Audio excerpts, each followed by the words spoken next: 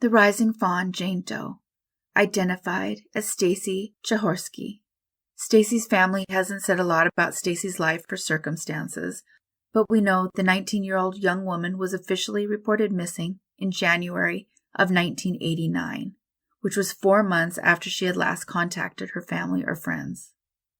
We've discussed in this channel before whether or not people hitchhiked in the 1980s. It seems very much from the answers that it varied from state to state, with most responders expressing doubt by the late 80s and early 90s that people were still traveling this way. So it brings into question who, in January of 1989, was also picking up hitchhikers.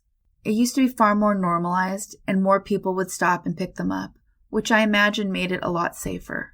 By 1989, I'm not sure that's the case. In this case, Stacy planned to hitchhike from North Carolina to her home in Michigan. The goal in the end was arriving to Flint, Michigan.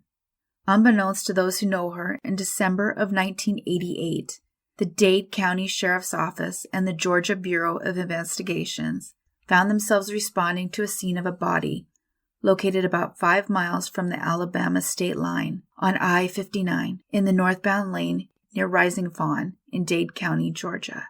The body belonged to an unidentified female homicide victim. There is no reporting of how long they believe she'd been there, but by December she'd been unheard from for 3 months. She'd been assaulted by a man and eventually strangled. Stacy was found wearing navy blue thermal knit long-sleeved pullover shirt, Calvin Klein jeans, black shoes, a gold chain, and a white heart-shaped ring. As usual with these cases, it wasn't enough to go on, but it didn't stop the GBI from trying. They went on and had a forensic artist make some clay renderings and hoped the new composites would recreate what she might look like. However, I have to comment on one of the sets of recreations, and I'd love it if you take a minute to comment on what you think. My daughter saw the set here and made a comment about how they don't look like a person, but rather what Ron Weasley's sister would look like, as imagined by J.K. Rowling, which is terrible, but it's also, in my opinion, and just mine, that it's also very insulting to Stacy. I can't help but think my daughter's not wrong, and it feels like a pretty insulting depiction to me, but maybe they did their best, I don't know, but let me know what you think. I realize that beauty is in the eye of the beholder, but there are times when it feels like they greatly exaggerate any flaws in the worst way. This feels to me like 10 steps past that statement. It's just sad because it's an opportunity. Although in this case, Stacy was pretty far away, so it's unlikely her parents or anyone where she was would even see the depiction.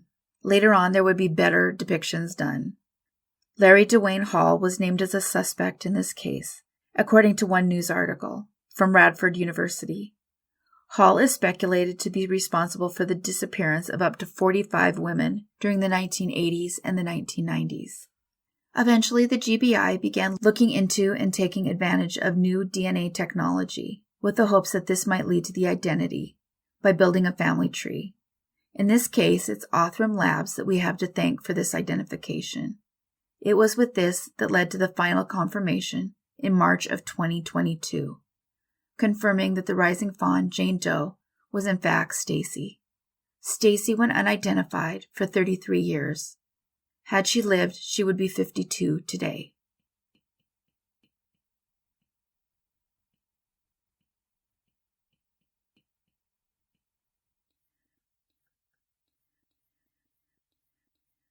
The Columbia River John Doe, also known as the Chelan County John Doe, identified as Robert Jones.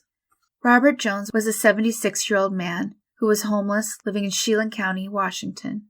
Authorities believe he had been living for a while in his car. It turns out he'd been in the Columbia River for a few months before he was found, on the 4th of July in 2021. Authorities believe he had drowned, and they feel it could either be a suicide or accidental. Sketches were released by a forensic artist at the time, but no one came forward. It was instead his vehicle that led to his identity eventually, as it was found abandoned. He was identified in April of 2022. They were able to obtain x-rays for Robert, which confirmed the identification. This eventually led to Robert's sister's home in Colorado. They had been missing him and wondering where he was. Robert Jones went unidentified for 9 months. Thanks everybody for watching and listening. If you enjoy this channel and haven't yet, please take a moment and hit the subscribe button. Take care of yourselves and each other.